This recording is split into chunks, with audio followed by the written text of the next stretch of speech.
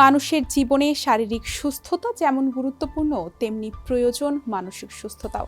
বর্তমান সময়ে দ্রুতগতির তথ্য ও প্রযুক্তি নির্ভর পৃথিবীতে মানসিক চাপ, উদ্বেগ, বিষণ্ণতা ও একাকিত্ব যেন এক অনিবার্য বাস্তবতা হয়ে দাঁড়িয়েছে।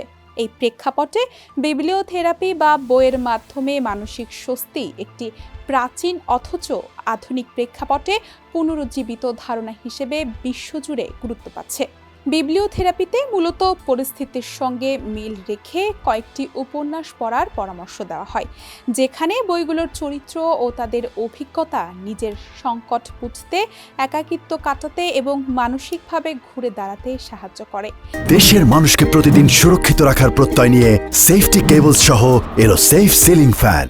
এই অভিজ্ঞতা ভেতরের নতুন এক উপলব্ধির জন্ম দেয়। বর্তমানে যুক্তরাজ্য সহ বিশ্বের বিভিন্ন দেশে বিবলিওথেরাপির জনপ্রিয়তা বাড়ছে।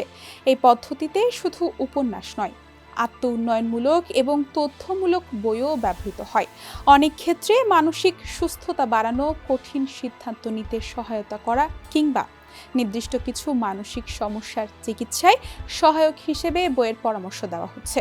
তবে এই পদ্ধতিতে উপকারের পাশাপাশি রয়েছে ঝুঁকিও। অক্সফোর্ড বিশ্ববিদ্যালয়ের গবেষক এমিলি ট্রোসিয়াঙ্কোর এক গবেষণায় দেখা গেছে, খাদ্যাভ্যাসজনিত সমস্যায় ভোগা অনেক পাঠক এই বিষয়ভিত্তিক কিছু উপন্যাস পড়ে বরং আরও বেশি মানসিক চাপে পড়েছেন, তাদের উপসর্গ বেড়েছে। বিশ্লেষকদের মতে, যেসব বই নেতিবাচক অভিজ্ঞতাকে রোমান্টিকভাবে তুলে ধরে সেগুলো ঝুঁকিপূর্ণ হতে পারে। তাই মানসিক স্বাস্থ্য সংক্রান্ত বই বেছে নেওয়ার ক্ষেত্রে সতর্ক থাকা প্রয়োজন। তবে গবেষণায় দেখা গেছে, শুধু বই পড়লেই হবে না, সেটির সঙ্গে পাঠকের আবেগগত সংযোগও গুরুত্বপূর্ণ। বইয়ের চরিত্র, গল্প কিংবা অভিজ্ঞতার সঙ্গে নিজেকে সম্পৃক্ত করতে পারলেই মানসিক সুস্থতায় ইতিবাচক প্রভাব বেশি দেখা যায়। আরও একটি গবেষণায় দেখা গেছে, বই পড়ে অন্যদের সঙ্গে আলোচনা করলে এর ইতিবাচক প্রভাব আরও বাড়ে। বিশ্লেষকদের মতে, সবার জন্য একই বই কার্যকর নাও হতে পারে। কেউ উপকার পেলেই বই পড়া চালিয়ে যেতে পারেন, আবার কারো অস্বস্তি হলে তা বন্ধ করা স্বাভাবিক।